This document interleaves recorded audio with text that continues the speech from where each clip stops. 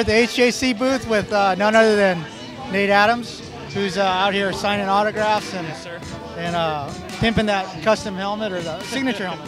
Yeah, we're just raffling off a couple HJC helmets, my signature Monster helmet, and if you ain't here, you ain't getting it. Sorry, everybody.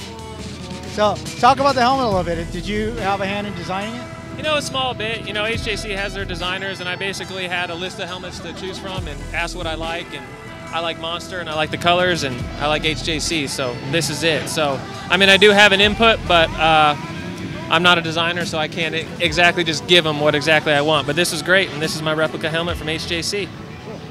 All right, so obviously I follow you on Instagram. You've been riding like a cop helmet lately.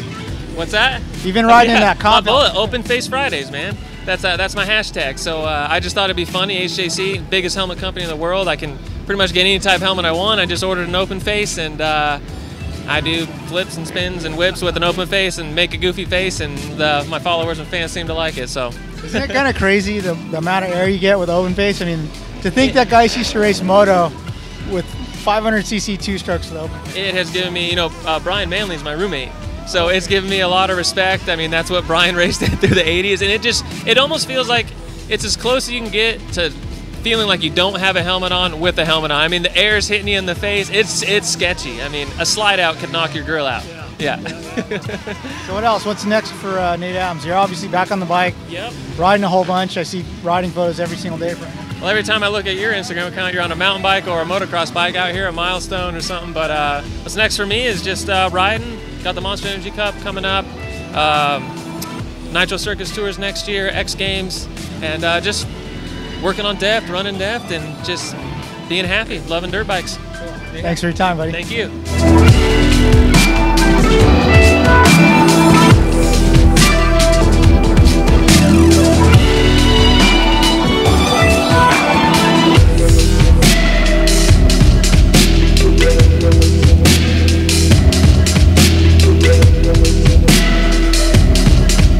Okay, we're here with Josh Hill, number 75. Josh, what attracted you to come contest the Slam today? I don't know. I've watched the race a few times. It looked like a fun deal, and why not try to come get some cash and a cover of a magazine? So, you know, it was really a no-brainer when I seen you were doing it on a Supercross track, because I've already got a bike kind of set up for that. So, yeah, Pro Circuit, Monster of Kawasaki came together and built me a pretty good-looking machine. Got my old mechanic Sean Bell tuning on it, and Team ECC, Escondido Cycle Center, hooked me up with the actual motorcycle itself, so pretty excited. So I was thinking about this morning as I was driving here. If you win today, this will be your third cover. Like, for a lot of guys, it was their first, but this will be your third TransWorld Motocross cover. Yeah, no, that's you guys have always been pretty good to me over there at TransWorld. You've always shown a lot of love, and hopefully I can go out there this time and earn it. So what's the strategy? Just bang bars? I don't know. I mean, I feel like I'm riding pretty good right now. I feel like I'm pretty, I wouldn't say I'm far along, but I've made the transition back into Supercross pretty quickly, and hopefully I can just go out and get good starts and not get ran into and pull away. That's what I'm hoping for, but I'm sure that plan's going to go out the window fairly quick when, you know, on these tight quarters and everybody's slamming and everybody wants that cover. So, hey, I'm not scared to trade paint, but I'd like to keep it as clean as possible. Cool. So, who's going to be tough? What do you think? Your buddy Scott Champion? He was talking smack. No, Champ's for sure talking a lot of smack, but I think that's all he's got is smack talk. Partridge would be gnarly. Jesse Nelson, he's a really good rider, and Nick Schmidt, the Milestone Assassinator. He's pretty fast out here, and he's fast in general. He made almost every main last year. He's a good rider. And then we got little Zach Cummins, amateur kid, and I was just watching him, and man, he doesn't look like he's gonna be that easy to pass. Yeah. So. Right on. Well, good luck today, buddy. Yeah, thank you. And I haven't seen the full list of riders yet, so if I'm putting somebody down, I don't mean to.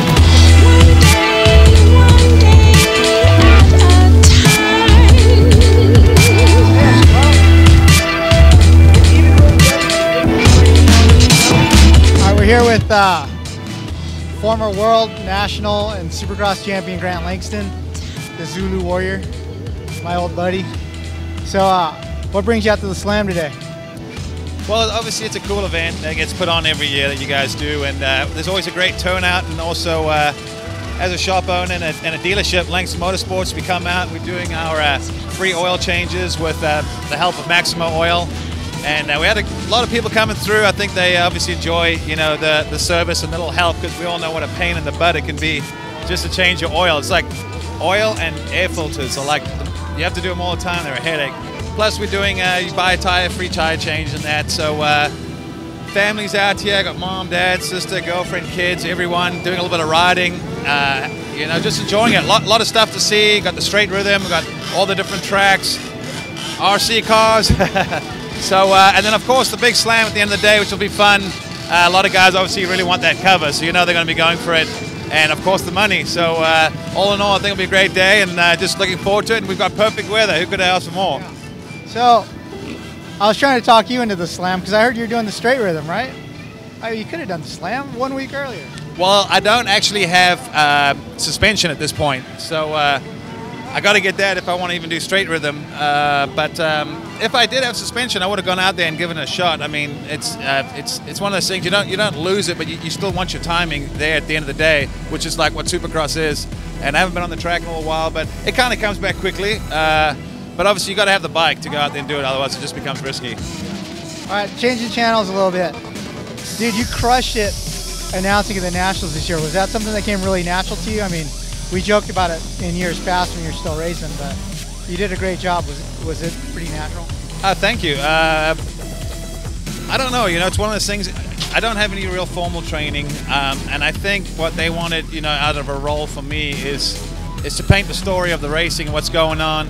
And I think it's a little bit of me getting excited, trying to keep it real and honest, as well as serious when it needs to be, but keep it fun and lighthearted when the time calls for it. You know, so kind of throwing a little bit of everything and keep it. Obviously, the main goal is to keep it entertaining and hope that people watch it. And of course, when it's great racing, that makes life a lot easier. When it's great racing on the track, it makes our job in the booth quite easy, because it's easy for me to get excited about it. I mean, I love racing and the sport. Been around it my whole life. Fortunately, it never gets old.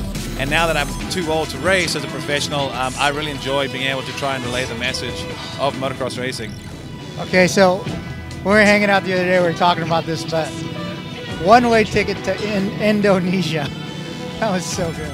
I heard that once, and so I didn't come up with it myself, I have to be honest. I've come up with a few things of my own, but that was one of those ones where I heard it in Arena Cross, and I laughed so hard. I'm like, I'm going to use that one of these days when the time's right. So of course I couldn't do it if someone went to Indonesia, because you can't make fun of the guy on the ground. So I had to wait for an opportunity where it was appropriate, and I thought that was a decent time. And sometimes those things just come, just spur of the moment. I don't even think twice, it just comes out. That's why a few things I said this year and outdoors, it was like, oh, that came out a little bit harsh, a little bit the wrong way. But unfortunately, you got to come out with your comments, spit it out real quick, because the race just keeps moving, and you got to just move on and keep going with it. Cool. Well, hey, so there's some guys that are at the top of the sport, and they retire, and you never hear from them again. We're certainly all very glad that you stuck around and you're very involved, and you're just a great personality and a great guy to have around motocross. Oh, thank you. I appreciate it. I mean, it's been nice over the years, you know, having people like yourselves and that help promote my name, which has been great. And I think it's like anything, if you just treat people right, don't burn bridges, and you know, there's people who have been around this industry a long time. I hope to be one of them. I'm in my 30s, so I believe I could be around another 30 more years, and I love it. Never gets old. And now, you know, I got kids and family, and that, you know, it's a family affair, and so our weekends is go to the track for a day and then maybe go to the beach for a day. Well, hey, thanks for coming out. Thank you, guys.